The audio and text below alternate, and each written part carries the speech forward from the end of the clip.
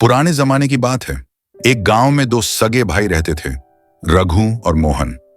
रघु बड़ा था और मोहन छोटा। पिता की मौत के बाद जब जायदाद बांटी जाने लगी तब रघु ने कहा, देख मोहन, तू अभी बच्चा है, घर बार और जमीन की जिम्मेदारी मैं ही उठाऊंगा, तू बस मेरे साथ रह, सब तेरा ही है। मोहन ने मासूमियत से सिर हिलाया और कहा, भैया जैसे कहें, मैं तो आपके ही भरोसे हूं। लेकिन वक्त बीतता गया। रघु ने धीरे धीरे पूरी जमीन अपने नाम कर ली और एक दिन मोहन को घर से निकाल दिया। रघु ने कहा, अब तू बड़ा हो गया है, अपना बोझ खुद उठा, मैं तुझे और नहीं रख सकता। मोहन की आंखों में आंसू थे, पर उसने कुछ नहीं कहा।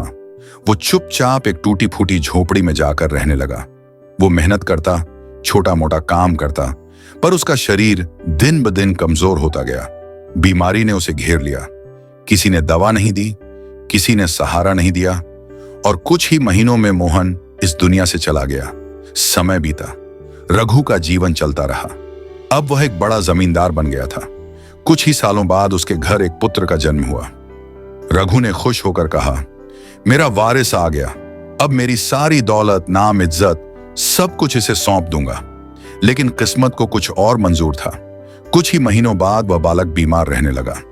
तमाम वैद्य, हकीम, पूजा पाठ सब कुछ कराया गया, लेकिन कोई असर नहीं हुआ।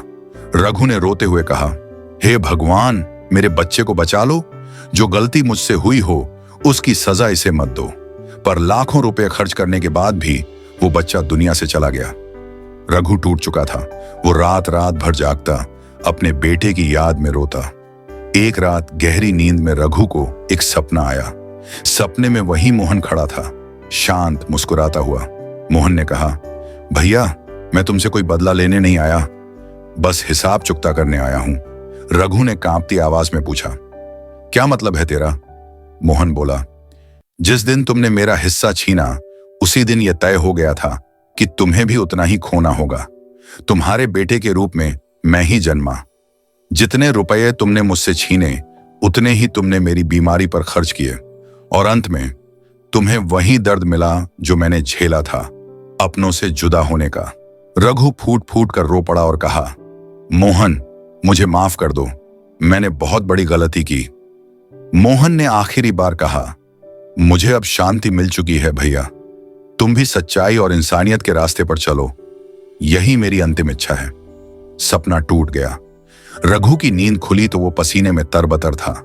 उसने सिर पकड़ लिया, हे ईश्वर, मैंने क्या किया? सुबह होते ही वह श्यामू की पुरानी झोपड़ी पर गया।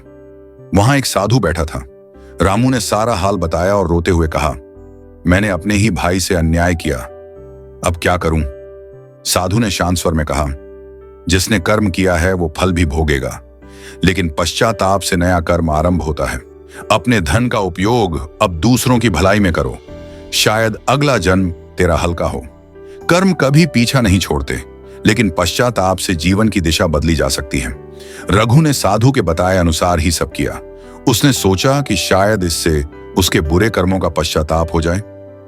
क्या आपको लगता है रामू का पश्चाताप सच्चा था?